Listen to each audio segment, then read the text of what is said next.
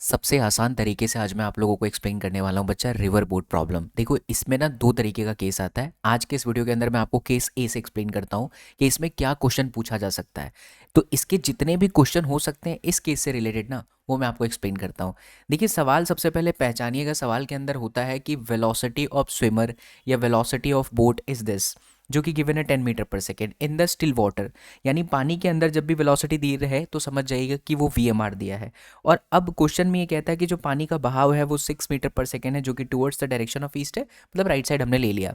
सवाल ये कहता है इस केस के अंदर, पर्टिकुलर इस केस के अंदर, कि अगर हम नदी के किसी एक किनारे से दूसरे किनारे तक पहुंचना चाहते हैं, नदी की चौड़ाई इतनी है, तो मिनिमम टाइम बताइए, या फिर वेलोसिटी ऑफ मैन या स्विमर बताइए, या फिर कितने एंगल पर काटना पड़ेगा नाव को ताकि हम एग्जैक्टली बी तक पहुंचे। तो याद रखना, इस केस को कहते हैं शॉर्टेस्ट पाथ। यानी अगर एक पॉइंट से दूसरे पॉइंट पर पहुंचना है जस्ट अपोजिट, तो ये कंडीशंस के सवाल को कैसे सॉल्व करना है।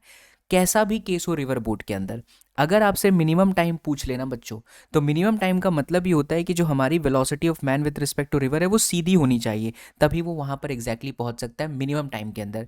ये सिर्फ एक केस है, ऐसा प्रैक्टिकली पॉसिबल होता नहीं है। तो जब आपको मिनिमम टाइम पूछ ले तो D/VMR, सीधा सीधा आंसर आ जाएगा 1 सेकेंड।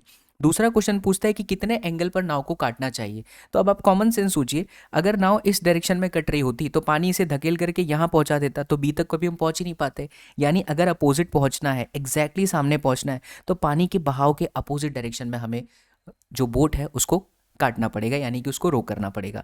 तो अब देखिए, ये वाला जो एंगल है मुझे निकालना है, तो वेलोसिटी ऑफ रिवर मुझे दे रखा है, वेलोसिटी ऑफ रिवर ये रहा, एंड दिस इज VMR। तो हम थीटा आसानी से फाइंड कर सकते हैं कि sine theta is equal to VR divided by VMR। तो आप ये फॉर्मूला भी याद रख सकते हैं कि theta is equal to sine inverse and then VR upon में VMR। तो यहाँ से आपका आंसर आ गया 37 डिग्री। बट बच्चों, 37 डिग्री वर्टिकल के साथ है। अगर आपसे क्वेश्चन में पूछे कि पानी के बहाव के साथ कितने एंगल पर चल रहा है, तो 90 डिग्री ऐड कौन करेगा, क्योंकि पानी का बहाव यहाँ भी तो है। तो कुल मिलाकर के आंसर आ जाएगा 127 डिग्री। तो ये केसेस पूछता है। एक लास्ट केस ये पूछ सकता है कि वेलोसिटी ऑफ मैन बताइए। तो बहुत ही सिंपल है, VMR हमें पता है, VR हमें पता है, तो ये वेलोसिटी ऑफ मैन हो जाएगा। तो देखिए, यहाँ पर एंगल 90 डिग्री का है, यानी VM is equal to Pythagoras theorem से VMR का स्क्वायर माइनस VR का स्क्वायर, विच इज 8 मीटर पर सेकेंड। अब इस सिचुएशन में एक और चीज़ पूछ सकता है कि टाइम कितना लगेगा नदी को क्रॉस करने में। सर, टाइम तो आपने बता दिया, बट बच्चों ध्यान दो, वो मिनिमम टाइम था। अगर आपसे कहता है सिर्फ टाइम, तो नदी को पार कराने में चलने वाली जो वेलोसिटी है वो कौन सी काम कर रही है, VM। देखिए, ये VMR था, लेकिन ये कौन सा वेक्टर है, VM है। तो जो नदी को पार कराएगा VM है, डिस्टेंस कितना है आपका 10 मीटर। तो अब आप इसको सॉल्व करेंगे तो आंसर 5/4 आ जाएगा। इसी तरीके की बेहतरीन फिजिक्स अगर आप सीखना चाहते हैं बच्चों, तो मुझे फॉलो सब्सक्राइब जरूर कर लेना, हमारा एप्लीकेशन जरूर डाउनलोड कर लेना। मिलते हैं अगले वीडियो में। जय हिंद।